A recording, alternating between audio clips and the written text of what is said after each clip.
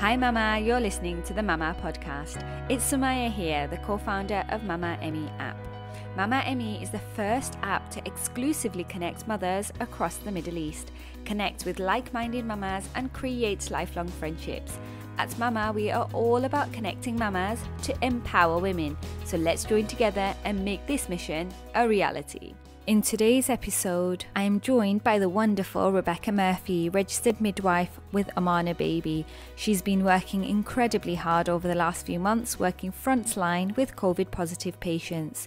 Rebecca is able to find the positive in everything. She shares her journey over the last few months and what maternity care will look like in the future.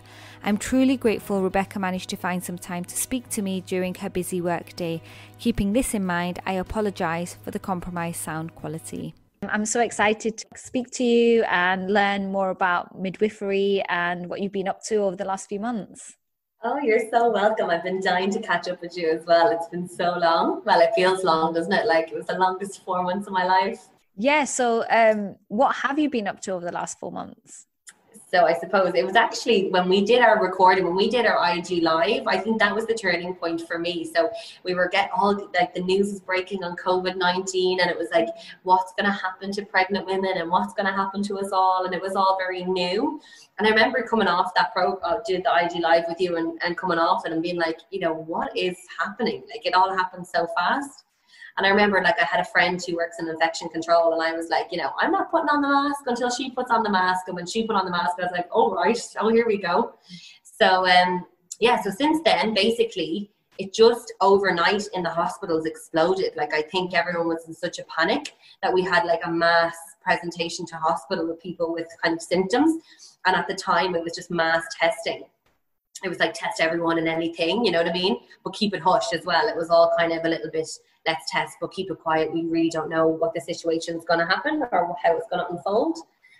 And then basically it just exploded and out of nowhere. And I think it was, I don't know why, and I suppose it was just, you know, we'll never really know why or how this all happened and traveled so fast.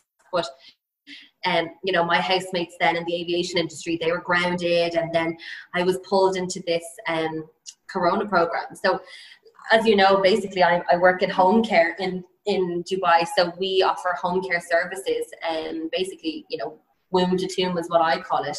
So we were approached by the Department of Health to basically help assist in keeping the COVID positive patients at home. Now this is in Abu Dhabi. I work in Dubai, but my company is Abu Dhabi and Dubai and Al Ain. So basically the Department of Health said, you know, these asymptomatic patients, we need to keep them at home. People who've just delivered, who can't attend hospitals or can't go into the field hospitals or the isolation hotels, we need to keep them at home. And so they had an electronic tag placed on them, and then my nurses would go out and swab them in the comfort of their own home every 5 days until they received 2 negative results. So yeah, it was kind of people of determination, pregnant people, people who were asymptomatic, people who we could keep at home and not kind of bed block the hospitals, because the hospitals, as you can imagine, were just under enormous pressure. So I think we did an amazing job. It was probably, well, I can safely say it was the toughest time in my career as a midwife. And it was character building, I suppose is the only word for it. But it was just it was just pandemonium, really, wasn't it? It was just panic. I think everybody just panicked, and it was the fear of the unknown. Like I remember just being so scared, but now I look back and I was scared when there was like 10,000 cases. When it got to like a million, I was like, sure, it's fine, we'll be fine. But yeah, it was different. I think everybody was just so nervous. It was just the fear of the unknown. So I didn't think it really has calmed down in the UAE. So it's not as bad as it was. Like the peak, I'll never forget. I will never forget the amount of referrals we were getting in, and you know the amount of pregnant women that were delivering, and you know we were all in such a rush to try and get them negative before they delivered. But yeah, we had some amazing stories as well. And it was kind of nice. It was, you know, it was actually reassuring for me working in this project, because I would see a lot of the moms who were positive deliver and the babies would be negative. That's incredible. You know, like unbelievable. Because we spoke about that before all this obviously happened, and that's what we talked about, didn't we? That what would happen if someone was positive, and what are the chances that the baby would be positive. And so that's really interesting that the mom would be positive but the baby would be negative. And how did labor differ for moms that had were COVID positive? Yeah, so I suppose that was the fear. Like, obviously we were endeavoring to try and get, so in the UAE, we were lucky in that we were swabbing all the time. So we were trying to swab these mothers in order to get 2 consecutive negatives, because once they were 2 consecutive negatives, they were deemed negative and treated as negative, but with a history of COVID. But for those who were positive, then it was very much, it was just preparation. But the thing is, as you know, labor is so unpredictable. And what was funny was, I can hand on heart say now, when we were talking on the IG live, I was given all these facts and figures, and I really thought, we knew it, but we hadn't a clue. We had no idea what was coming. So I think the biggest thing was just trying to plan and prepare for these COVID patients coming in. And as you know, in the middle of the night and stuff, that's when babies deliver. Now, again, I wasn't in the direct front line of the labour ward, but my friends were, and what they were saying was, having your COVID rooms ready, and then 5 COVID ladies landed in, and you only have 3 COVID rooms. And, so basically it was just increased personal protective gear. I think in the beginning they were potentially over treating a lot of women, and I know some women did report back and say they felt kind of, what would be the word, they just felt they were COVID positive and everyone was afraid of them, where by the end of it, and even ringing my friends in Australia and Ireland and getting their accounts of it, they were like, oh sure, it's grand, she's COVID positive, we'll be fine. Once we all kind of entrusted that the PPE worked, everyone relaxed a little bit. But look, I think the biggest thing was the support in labour. And that was across the board. It's a very isolating time for anybody. Having a baby, or with COVID positive, was an isolating time for anyone. But imagine having a baby and not being allowed to have your partner in.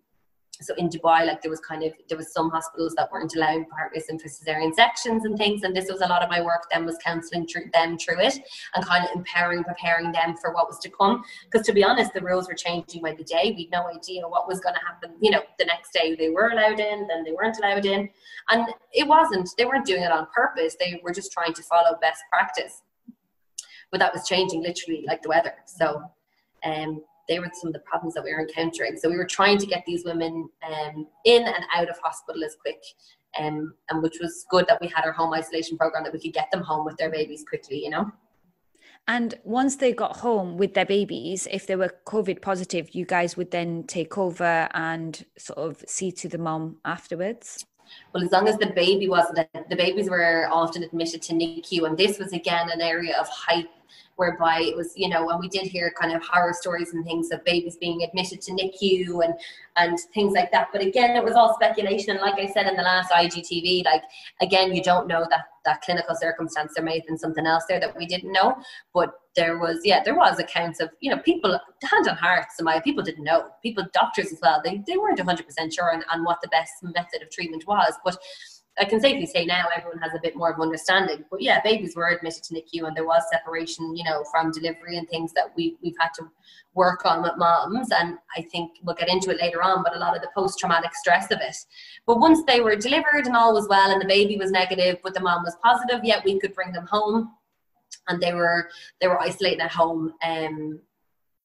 Which is a great thing to be able to do. However, it's very isolating when it's just you and the baby in a room by yourself, I mean, that's so challenging, right? Because the early days of motherhood are challenging anyway, on a normal, in a normal under normal circumstances. So I can't even imagine how that must have felt for I think my little heart went out to, because obviously I was doing loads of wasn't just pregnant or postnatal women, but my heart really went out to them, and can you imagine being postnatal and then having to isolate?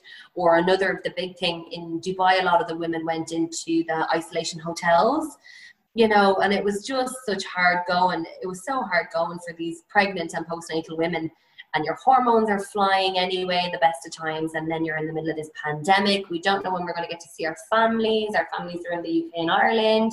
You're in a hotel room by yourself. You're thinking about, am I going to give birth? Or you've just given birth and you're trying to breastfeed. And was so amazed at, like I was saying to you, how the women just like stood up and they just got on with it, and they were so brave. Like they really, like I was saying to you, it's as if like the pandemic empowered them. Like they had no choice, that they just had to do it. And it was like, I would ring them, I'd be so nervous, like wouldn't be sleeping at night thinking of them, and I'd ring them and they'd be like, oh, we're fine, we're doing great. And I'd be like, oh my God, like you're amazing, you know what I mean? I was so worried about them. Yeah, I can imagine, because I mean, I would be exactly the same being on the other end, but you're right. I mean, women just find this inner power, especially like moms, right? You just find this inner power to look after your child. It's such an incredible like thought that they could just get on with it, and it's magic. Like I said to you before, like one of my favorite parts of like being a midwife is looking at a woman who she says to me, oh, like I stubbed my toe and I'm screaming, how am I going to manage labor? And then she's like this absolute warrior in labor. And it was the same thing here. Like, you know, everyone was so worried about all these, you know, being in isolation or being COVID positive, so that when it happened to them, they were like, you know, it was as if their biggest fear had happened and they were okay. And, you know, they bonded with their babies and they really got into a good mind frame because they had time to think about like what they wanted and how they wanted their labor to go. And then even when they had the baby and they were in isolation, like, you know, it's kind of, it's nice to think that there was no distractions. It was just them and their baby. And they had to, I remember ringing this one woman and I was like, she'd only delivered and she was in the hotel, and I was trying to get her out of the hotel and back into her family home.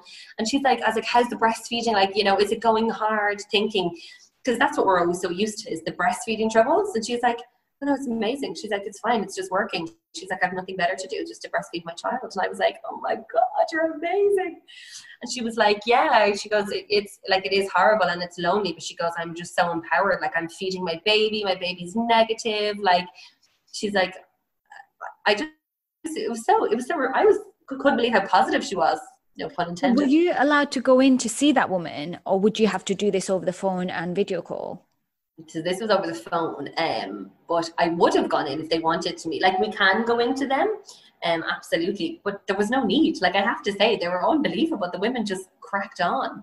And I think I was saying to you as well, like we were discussing before, is we often put so much pressure on ourselves to conform and to to keep up with the Joneses, that, and I think I can speak for all of us, that when we got back to basics in pandemic and like had to sit and like cut out all the distractions, it's amazing what women can do and achieve, and like the strength that they find. And like when the distractions and when you're taken away from the rat race and everybody's just like bare and vulnerable, like what women can do is unbelievable. Like it's unbelievable. And I'm so proud of all my lockdown mammies. That's such a powerful thought. I feel like crying a little bit. It's just mad. Like it was just really a stressful time. And I'm proud of them. They just came out on top. And you mentioned PTSD earlier. So yeah. Is that sort of, do you feel that some of them may have suffered from PTSD? Is that why you mentioned it? I have it. I'm joking. I have it for them. No, I would be worried about mental health. And I think, I think a lot of us have kind of forgotten, like even I was looking at like scenes of Dubai in lockdown this morning and I was like, I can't believe we all survived that or like did that. You know what I mean? We were on 24-hour lockdown. You were not allowed to leave your home even for groceries. Yeah. And I remember thinking like, how are pregnant, not even pregnant or postnatal, like the more kind of toddlers and wobblers, them like babies or like even with kids, like how are they doing this? And again, it's this unbelievable strength that women find. And like when you have no choice and you have to get on with it, like the human mind and body is amazing. But I do think a lot of women and men were in autopilot. And I think a lot of people have blocked it out. And I'd just be worried for maybe triggers in the future that would bring them back to such an upsetting time, really. So I do think there'll be a lot of kind of PTSD and mental health that we're still very new, like we're still not really out of it just yet.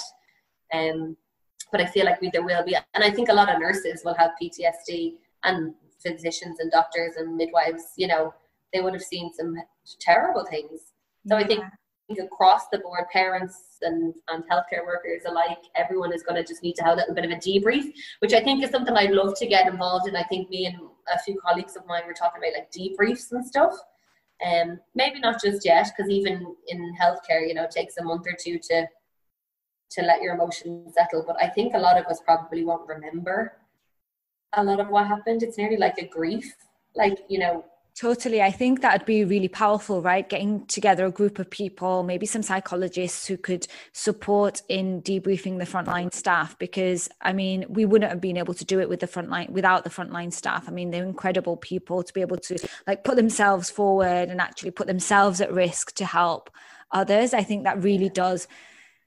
I'm sure you can vouch for this, but a lot of them do sort of go into the profession because they want to help, and it's incredible that they just stand up and they just do it, you know, like but it's you know so what, selfless. like that, it is selfless, but even look at the parents with the children, like they just stood up and took to it, like, you know, they had no choice, there was no schools, they had to work and homeschool their kids, you know what I mean? I think everybody stood up and just, it was a time that I found that everybody really touched into their inner strength. Yes, we've all had wobbles, and we've all, like, even me now, I'm so wobbly talking about it. I feel so emotional about it because I'm so proud of everyone. But like, it was probably the hardest time for a lot of people. And like the inner strength that everybody has found is just to get through it. And it's so good to finally see us coming out the other end.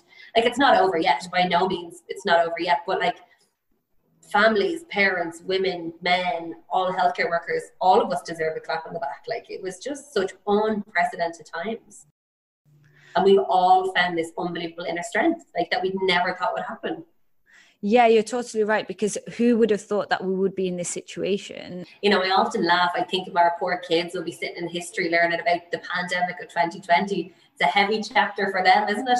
A heavy, big chapter for the exams. But yeah, I just think, a debrief is needed for everyone. Yeah, that's so really...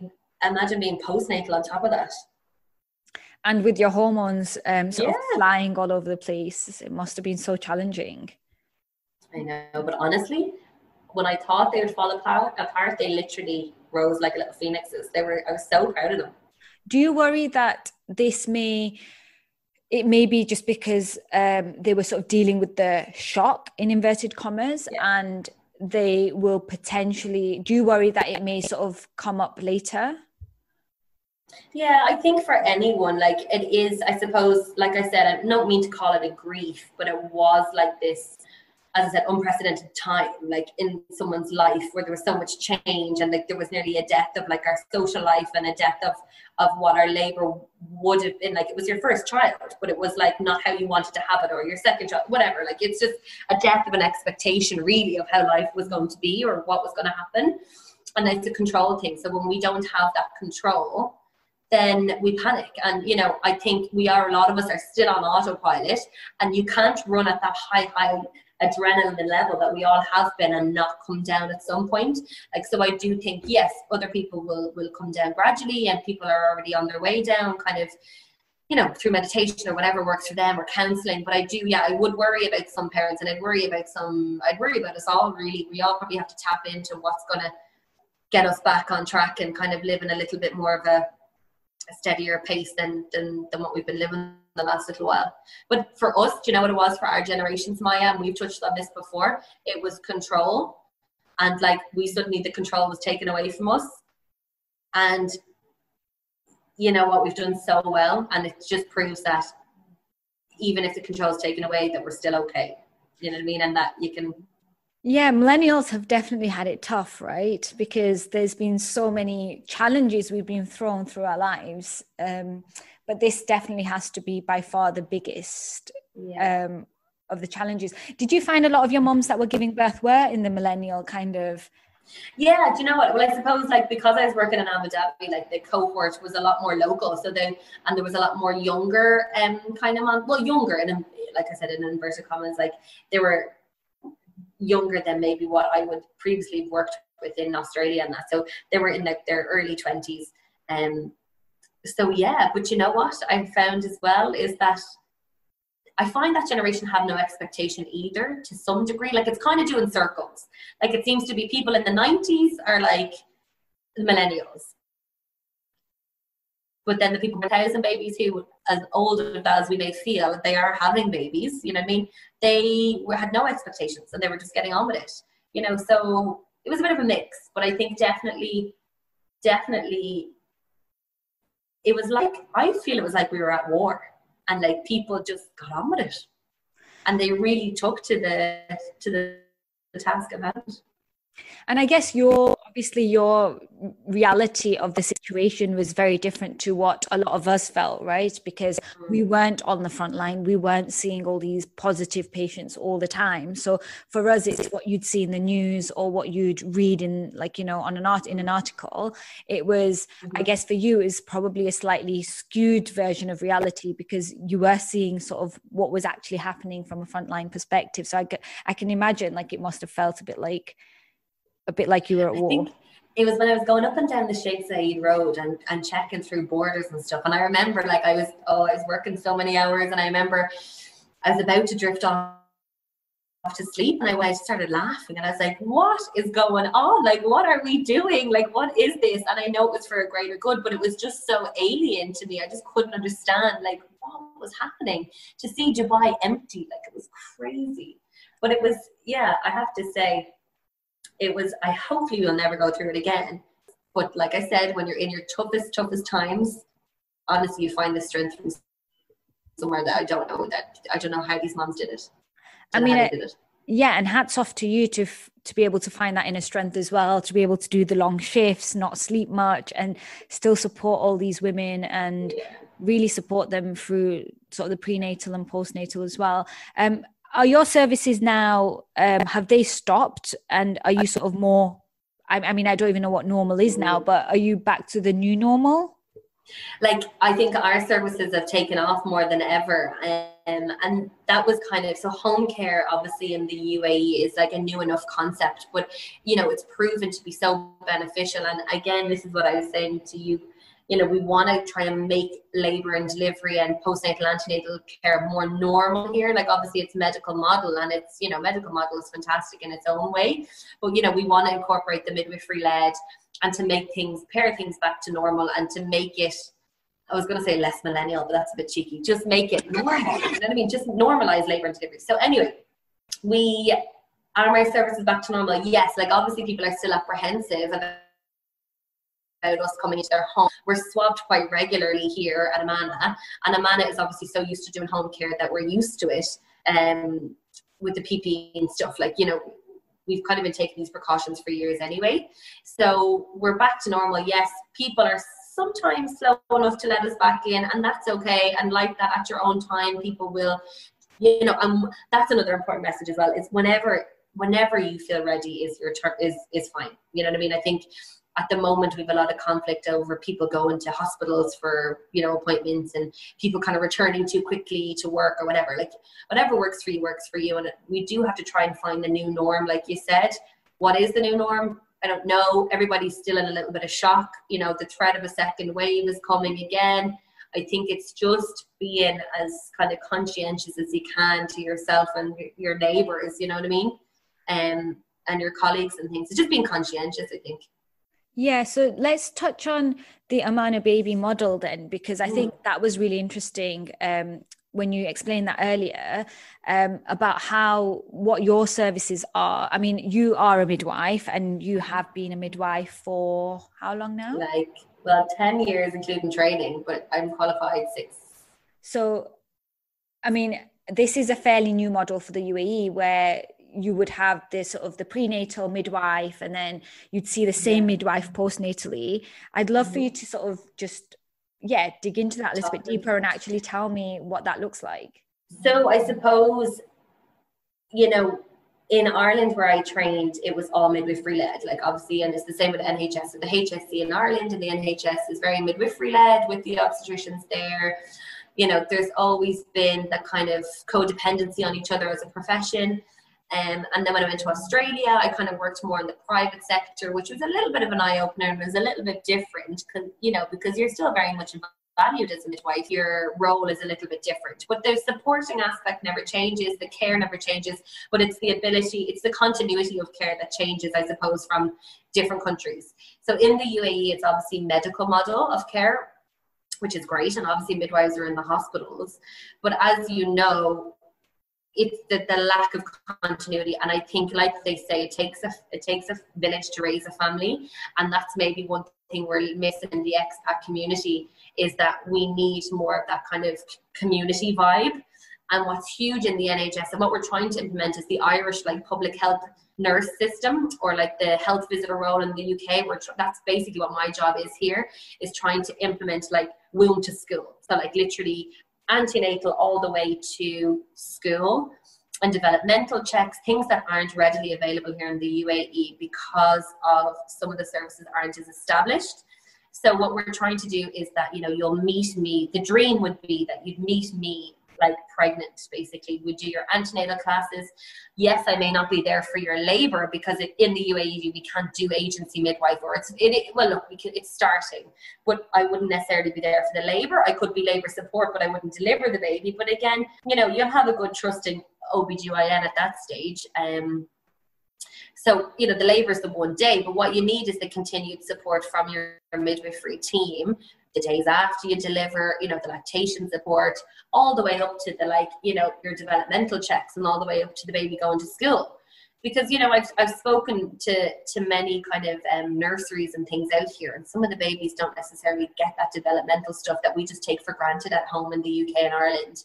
So that's what we're trying to do with Amano Baby, is implement the NHS and the HSC's public health visitor role here, that we, you know, we are a little community. You have us here. Yes, we may not be delivering your baby, but we can do absolutely everything else, and we can be there to support you. And I think that's what we need. We need a support group, we need a community, and we need to just have that continuity of care.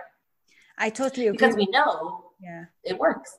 Yeah, I mean, it's a proven model in the UK, because the UK has had the NHS for how many years now, and the midwifery model has been something that's been used in, I mean, you probably know exactly how long, but it's been around in the UK for a very long time, the midwifery model.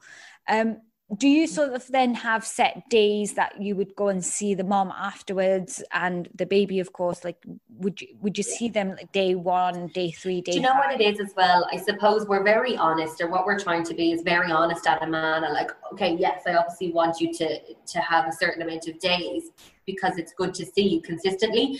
But again, we don't want, we're not, look, we're a profit industry. We need to make, you know, we need to make money. However, I'm not going to sell you a big package. I don't need it. You know what I mean? Like, we want to be really honest and truthful with you. You know, if you need lactation support, I'll be honest and say, you know, I might not need to see you tomorrow, but I should probably come back, you know, when the milk comes in and it all changes again.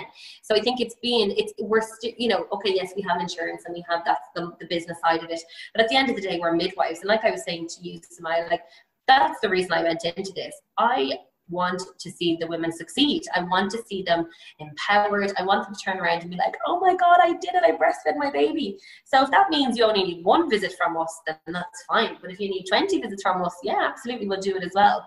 But it's just being honest and truthful. And it was difficult for me coming over here, you know, having to get into the business side of things. It's so alien to us when it's all for free at home.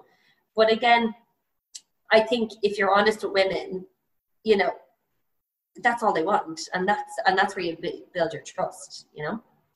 Yeah, so I 100% agree with that, because I mean, part of the reason why I started the app as well, that the support was something that I felt was lacking afterwards out in the UAE. And I think it's incredible if you could have professional, like a midwife, who can support you through that journey afterwards. And like you say, some women may be like, you know, may pick up the breastfeeding and the baby stuff quickly, and that's fine, and other people might need more support, but it's knowing that you actually have that support. Biggest buzzwords that we use in midwifery is, you know, individualized care, holistic care. Like, that's what we're trying to implement here. Like, I'm not going to just charge you for 5 visits. Like, you may be doing absolutely amazing and only need 1 or 2. You know, it's your individualized, it's your plan of care, and that's what we're looking for. That's what we're promoting out here. We're doing health promotion in Amano. We want to prevent it before the problem happens. You know what I mean? We want you to have complete informed choice, and we're just literally like an NHS and a HSC service, but just in the UAE. So would you, if you'd say you didn't come to Amano before, and then you'd had your baby, and you feel that actually I would prefer this postnatal support, and you reach out to Amano Baby at that stage, would that be something that would be okay, can you reach out at that point? Absolutely. Like we're here for all services. So there's myself in Dubai, and then there's Jackie, my counterpart in Abu Dhabi. So Jackie's actually also a lactation consultant as well. So she's fantastic. Like she's done the ICLDC. I'm sorry, no, that's my other company I'm working for. She's done the International Board Certified Lactation Consultant. So she's done the course, and she's fantastic.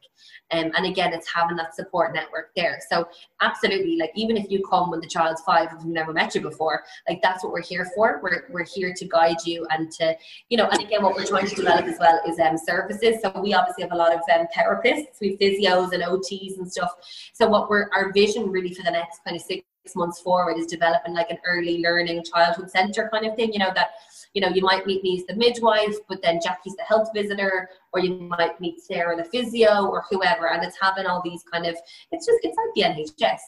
So absolutely, whether you never meet us before and then you decide to meet us whenever, you know, baby's 2 months old, that's fine as well. So if you have like a personal concern that there may be some developmental challenge that your child is having, then then you'd be the sort of the company that you can reach out to and know which services that person that child and that mother need to see. And you know what, it's even just a consultation, like, you know, we're just doing a consultation over the phone. At the end of the day, sometimes you just need to speak to someone and just to know, you know, a lot of people, I find it here, a lot of mums out here think their baby needs physio, where it's not physio. Like what is done is it's a developmental check they want, you know. So like back, you know, we just take it for granted at home. You have your developmental checks, but some of the new moms here, they kind of have an idea that they need to be doing something, but they don't know what it is, so they presume it's physio. Whereby if you ring us and we're like, you know, you don't necessarily need physio for the baby, we might come out and do a developmental check, and then the baby's reaching all its milestones and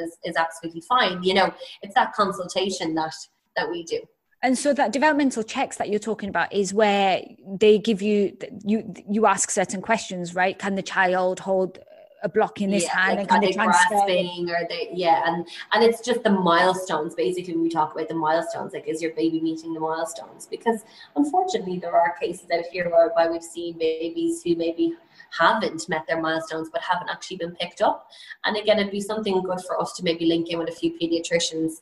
Amano baby is relatively new. Like I was really getting it going there before COVID, and obviously then we kind of had to turn our attentions to that. So it's good now, you know, it's kind of gone hand in hand with the stay home, stay safe model. Like it actually is better. I think finally people understand that there's not this big rush to run to hospitals all the time. Obviously, if you need to go for your, you know, for a referral, absolutely, you know, liaise with your doctor. However, for little things like that, you know, things can be done at home. Like that's what we're here for. And in the UK, the injections, the immunizations for the child, they're done by a nurse. So you don't really see a pediatrician or a doctor before. They just set it, this is a month, whatever, you need to have these immunizations, and you sort of just book in yourself. Is that something that you guys do also, or would you just for that? Look, in time, we're hoping to develop kind of outpatients with one of our services in Abu Dhabi anyway. That's definitely in the pipeline. Dubai, again, it's, you know, we're just trying to establish the home care and then absolutely branch into that sort of avenue. We wouldn't really be giving vaccines or anything at home. You know, there's different pharmaceutical legislation out here, and it's, you know, it's not that, we have to be wary of that when it's not fully developed out here yet. But definitely in the pipeline, like that's what we're striving towards, is to get that model of care brought in, is the health visitor, you know. And so when would mum see you guys over the pediatrician, or when should they opt to see the pediatrician over you guys? So it's kind of hand-in-hand partnership. So again, this is kind of something whereby, you know, midwife versus obstetrician, pediatrician versus health visitor.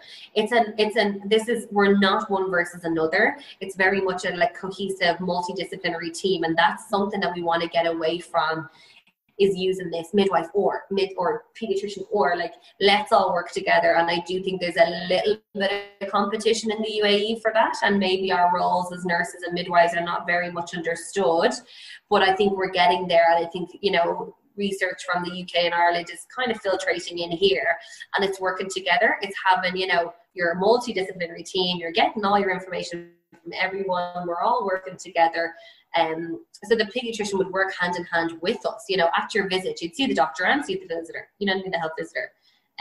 So that's something that we're learning. We're going to try and push towards. It is happening. It's starting to happen, especially in the midwifery aspect. There's a real push for midwifery-led care. So that's something that we really want to push on, because it's the best model of care, is to work cohesively, multidisciplinary team.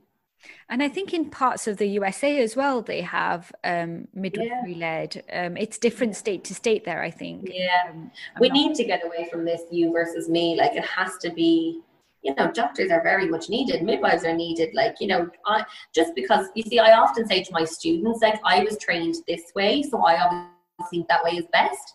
But like, when you travel, like I learned so much in Australia, I learned so much in Dubai.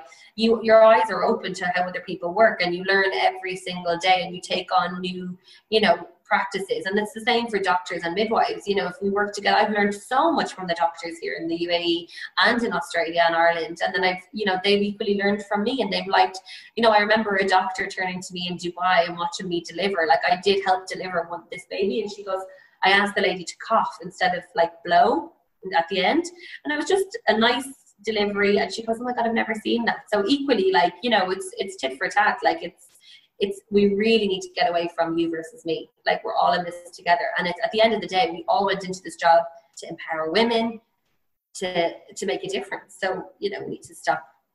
It's not you versus me, it's us together.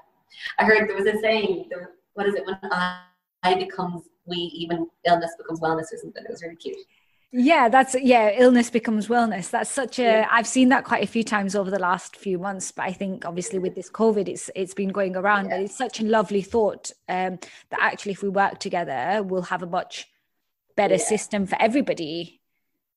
And it was the same in COVID. Like, you relied on your colleagues so much. Like, I would not have got through it without my colleagues. And it's I think finally we put the phones down. I know we took up the phones and we were all on Zoom and we were on everything, but we actually put the phones down and had to talk to each other. You know, even my housemates and me playing Scrabble, like, it was hilarious. Do you know what I mean? When was the last time you played Scrabble? Not that I'm very good at it now, but sure. But that's what I mean. Do you know what I mean? We just did things that we never thought we'd have to do. We all got pushed out of our comfort zone, and it made us better people. Change is good. It's scary, but it's good. Absolutely agree with you, right? Because I think that push, and otherwise, I mean, when would we have ever thought that we would have to deal with something like this? And I'm sure coming out of this, every single person to some degree will say that they've grown, maybe not immediately, but in a year's time, in 2 years' time, I think everybody will have learned something from this situation. Absolutely. Like, and the thing is, I think we all thought we were a little bit invisible, and now suddenly, like, I'm a different person to what I was when I last spoke to you anyway. 100%. Like, it's crazy. I'm sure every person will actually be able to say that, though, and that's what I mean by, they may not say it straight away, but I'm sure at some point they'll be able to reflect back and actually see the changes that they've made in their life, or things that they've just learned. It may not be like huge life-changing things, but there are definitely small things that we've all probably learned from this situation. Yeah. And how amazing everyone is at, like, business proposals, and like how creative people have been. Like, even my friends who are midwives, like, with their online stuff, they're amazing. Like, I don't know, some of them just have amazing brains. I wouldn't think of the things that they've done. So how companies have pivoted and how they've really sort of embraced the change. And I think going forward, I think maybe this is what we'll be living in now, this kind of world where, you know, people will be changing quite frequently and embracing the change. And I hope so, because it's such a empowering thought. Do you know what my favorite thing is, though? It's how busy we're going to be in about 9 months' time. I'm terrified. I mean, do you know, I've heard this so many times, but honestly, if you've got a child at home, I really don't think that's been crossing your mind. I know, but do you know what, though? Honest to God, when 50 Shades of Grey came out back in February 2016, 50 Shades of Grey, I'll never forget it. November 2016, I remember crying on the labour ward, delivering my 7th child to people who'd had 2 and 3 before. I literally was like, lads, come on, please. Like, literally, it was so funny. Big baby boom, so we'll have another. Oh my God, you'd have these women coming in, oh, gee, Mac, it was my surprise 4th. We had a date night to the cinema. That's hilarious. I mean, yeah, maybe it'll be nice to catch up, I guess, and we'll do this in 9 months' time and see if it was something that I'll be too busy. But you know what? I had really fantastic news today. I had one of my Filipino nurses who helped me through this COVID project. She really, really, really wanted to get pregnant. And she had like infertility and blah, blah, blah. Anyway, I was guiding her and I was giving her like dietary advice and all this kind of advice. And I said, look, the luck of the Irish is with you now. And I was getting her to meditate and blah, blah, blah. And she texted me this morning to say she's pregnant. Oh, that's amazing news. Oh, stop. I haven't stopped crying all day. Oh, I'm sending her loads of positive vibes. I know. She's not for Corona, please. Oh, that's it. I mean, that's such a lovely end to a crazy few months. Isn't it? Like, life goes on. You know what I mean? Unfortunately, her father-in-law died of Corona, and look now, she's pregnant with her. Yeah, she's pregnant. Oh, wow. It's mad, isn't it? I mean, the things that people, I think when we actually sit down and think about the extent of what people have had to actually emotionally deal with, it's really quite intense. And I know it's different from individual to individual, but each person's challenge has been different. And that challenge has been, huge. Real for that person, right? Yeah, huge. And I think, you know what, I think we really should get on. We should do a debrief. We should link up again and a little bit of a debrief session and kind of see what everyone has or wants us to do, or like what would be best.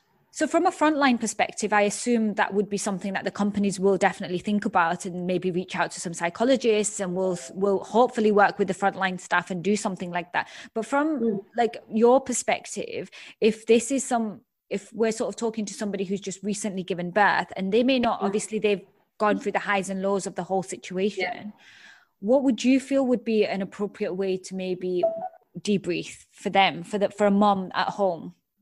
I think often it's just sitting and talking. Like, obviously, I was reading today, it's like on this UNICEF website, this Irish midwife, how she said that she missed the face-to-face with the women because she valued it so much, and it really struck home with me because I really did miss that face-to-face connection with women. And like that, you know, when you're an empath, kind of like myself, you read body language and you can really kind of tap into more of an emotional state when you're in front of them. So again, what I would love is to try and slowly integrate that face-to-face meeting back and just letting the women talk. Like, I know I never shut up, but it's not about us, like letting them just to let it out. And sometimes that's even just enough, and just letting them have their time to call whoever what they want, and just to, you know, no unbiased safe zone for them just to say what they want, you know what I mean? And then they may never repeat it again, but again, it's having the services there to refer them if they needed to as well. And when we debrief, because it's such a common tool that we use in midwifery, we always debrief after a traumatic labor. I personally think that you should debrief after every labor, you know what I mean? I really do. You know, we often as midwives sit and debrief after the labors that we look after. Because it's the biggest thing, that's one of the biggest things that will ever happen to you in your life. So what I feel is we should just do a little bit of a guided debrief, a little bit of a structured one, and just let them talk about what they feel and kind of rationalize, you know, why this would have happened or why that would have happened, you know, but not putting words in their mouth either, allowing them to kind of grieve or whatever emotion they're feeling, allow them to have it. And you know? If there's obviously a listener at home right now, a mom at home who's listening, and she may be dealing with some of these emotions and she's not sure whether it's just sort of normal emotions of post-birth, or if it's something that she should maybe reach out for help. It may be postnatal depression or just maybe baby blues. What would you say you should be sort of looking out for before sort of to actually reach out for help? Because what I always say to everyone is what you're feeling is valid. So, you know, just because you are feeling, you know, whatever you're feeling is valid. Some people may cope with it better than others. Like, it's very individualized. What I always say is that sometimes we compensate an awful lot as women. Like, we compensate and to the point of like that we don't actually realize the hole that we're in. And I say this to women when they go home. Often their partners will be the first ones to say, look, you know, she's just not yourself, or you're just not yourself. And then usually, you know, the woman bites back, I'm fine, you know what I mean? And it's kind of autopilot. And again, we were discussing, you know, all the other factors in the UAE, like the short maternity leave and, you know, now unemployment and things. So whatever you're feeling is valid. And you know what? This is why women are fantastic at having a good natter and a chat. You know, if you just feel, it's okay to say that you're not okay. And it's okay to say, I am okay, but I might not be, or I'm not okay, but I will be okay. Like, whatever, if you get it out there, air it, like jot it down. Sometimes even when you say things out loud, you kind of catch yourself being ridiculous, or, you know, and then you settle yourself and your anxiety down a little bit. But then other times you do just need to go and vent and talk to someone a little bit who's impartial or unbiased. So that's not your husband, because he's not understanding what you feel. So it's just being rationalizing, why am I feeling like this? What triggers do I have in my life that are making me feel like this? You know, why doesn't he understand? Why isn't the baby sleeping? All of these things. So it's just rationalizing why you feel like this, knowing where you can turn to, having that one friend, having that one family member, or just having that one midwife, or whoever you feel is going to just sit and listen. And then sometimes you might not need any more follow-up. And then sometimes you nearly answer your own questions. So often what I find is you porridge brain is what I call it. So, or placenta brain. So you just can't see the wood from the trees after you've delivered. Like, everything is foggy nearly. And at that point, you know, you really do need to just verbalize how you're feeling. Even if you don't know how you are feeling, it's just verbalizing it out loud. And then sometimes you often answer your own question and you're like, okay, no, I do need to seek help. Yeah. And I guess as a midwife, you would know, you would see some triggers where you'd know to sort of suggest that to a mom anyway, if you were the one talking to that mom. I just wish there was more kind of community midwives, because this is where I feel is where we pick it up the most. Like, you're on a high the few days after you have your baby. You're going to have the day 2 blues after you have the baby. You know, even seeing friends and colleagues, like, it's nearly 4 or 6 months before kind of postnatal depression sits in, or can set in, you know what I mean? And it's at that point that your life has changed so dramatically that suddenly you just can't, you know, you're grieving your past life, or you're just very unsure of what your future life is. So, you know, it's nearly 4 or 6 months down the line. I'm sure you can agree, like, you're a mammy, I'm not, I haven't had kids yet. But it's just normalizing emotions, normalizing, you know. I remember, God forbid telling this story, but this one young girl said to me in Ireland, like, I just don't want to see my baby. And they were like, section her, she's not well. I was like, no, of course she's well. She's just had a forceps delivery. It just needs a minute. You know what I mean? So it's normalizing all these emotions. It's normalizing that sometimes you don't love your children. As my mother says, she goes, I don't like you sometimes, but I always love you. You know what I mean? So that's normal. Do you know what I mean? And just being real, just being honest and real. Yeah, I think just being authentic about what the actual journey is, and there's nothing wrong with having lows, and it does come with some amazing highs, but it's okay to have those lows as well, and being honest that, you know, this happens, and it probably happens to nearly every single one of us. Yeah, I think we are moving towards a society where it is more normal to talk about the lows, and it's okay to talk about them. A good thing that I heard as well, like, and this is all, you know, there's lots of conversations take place in the labour ward. But I remember this old Irish to me, and her 19-year-old granddaughter was having a baby, and she just said to me, Nursey, she goes, look over there. She goes, why do you think labour is so hard? She goes, it's the hardest thing you'll ever do, because you'll never love as hard as what you do your own child. And I literally was like, oh my God, it was something that stuck with me. Like, that's why labour is so hard. You'll never feel a love like it. Yeah, like the euphoria and the love. And I guess you're totally right. And to bring a child into this earth, of course you're going to have the biggest fluctuation in hormones. Like, you've made a child, like, your hormones are, I always say we don't give hormones enough credit for the amazing thing they do in our body, but the side effects they can cause, you know what I mean? And it really is a huge factor as to why women feel the highs and lows. Yeah, I think, like, recently I remember having a discussion with a friend who has recently given birth, and she, you know, the hormones are so unstable, and it's just not wanting to be around anybody. And, you know, sometimes that's normal, because, and she didn't realize, obviously, that was her hormones making her feel that way, but she just couldn't understand why she didn't want to be around anybody. I just love normalizing it. Like, there's nothing better than sitting around a gang of women, like, laughing at how demented we all are and, you know, and how funny it is. I personally can't wait. My best friend Ruth is like, I'm not being around you pregnant. You're going to be demented.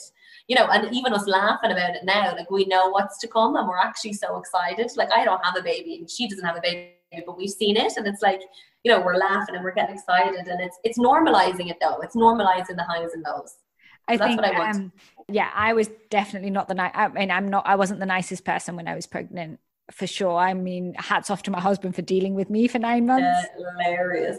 It's incredible what your hormones can do, but like you can only reflect back after. So after you give birth and you feel a bit normal again, you're a bit like, oh, that happened for the last 9 months. Yeah, that's why I want to do antenatal classes, and that's why I love, like you said to me, like what do you love? I love having a laugh with the dads, like teasing, you know, the women and how demented they are and how they're hormonal, and you know, and having the dads all belly laughing, and then for them to bond and to realize that what they're going through with their wife is normal, you know what I mean? And it's kind of normalizing that we're not these Hollywood movie stars that pop back, and you know, it's having a good old belly laugh about the trials and tribulations of being a parent. Like I can't wait. And it's true, because I mean, the dads have a journey of themselves, right? Yeah. Like, I love the dads. The dads are my favorite. Like I love them. They go from having like a wife to having a pregnant wife to then like a mother. But remember, they will always be your first boy, and that is something like I've learned with my parents are so in love, and she's like, it's just such a different love I have for you and your sister compared to, you know, your dad, and that's something I will very, very strongly say is like they are your first love, and they need to, you know, we often kind of put them to the side a little bit, and they have to remember that they're such an important part of the family as well, and we need to give them all the love and attention as well. They're the firstborn babies, aren't they? I totally agree with you. On that note, Rebecca, I think we had a very I always love talking to you. And I love talking to you. I learn so much when I speak to you, honestly. And you're an incredible person. And thank you to you and your whole team for the amount of work and the hours and the effort you've put in over the last few months. And I'm sure thank you for listening and being there. You've always been there for me. You're so good.